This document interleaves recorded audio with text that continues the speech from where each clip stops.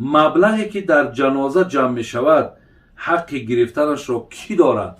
البته اهل همون مصیبت خانه دارد. مثلا وقتی ما یک صندوق میمانیم، در همون حالت همین هم از سنت پیغمبرمان هست که در روزهای مصیبت ما مصیبت زده ها را دست بگیریم، خود در صندوق میپرتویم، خود در دستش میتیم. مقصد روز مصیبت های روز دستگیری های.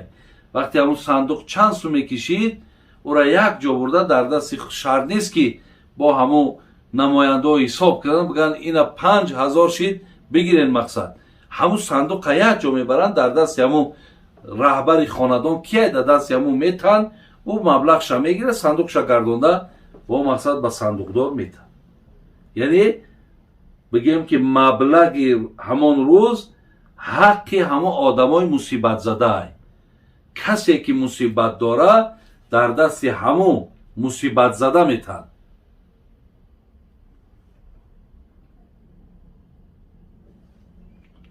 میگویند که شیطان در همین دنیا یک بار راست میگوید. استاد جان او چی باشد که سخن را راست میگوید؟ اصلا شیطان برادر عزیز دروغگو است، یعنی دروغ میگه.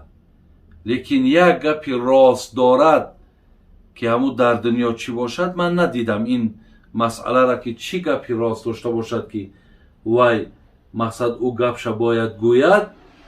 لیکن در اصل شیطان دروغگو است.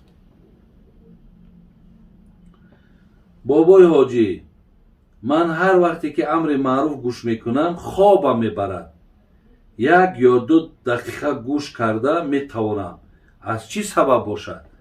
اگر سببش خودت یک تخمین کن که امر معروف گوش کن و تلویزیون تماشا کن.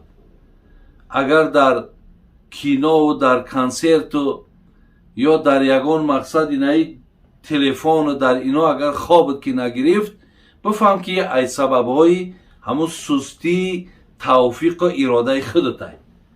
یعنی مادامی که در دلت میل نداری و محبت نداری نمیفارد گوش کردن.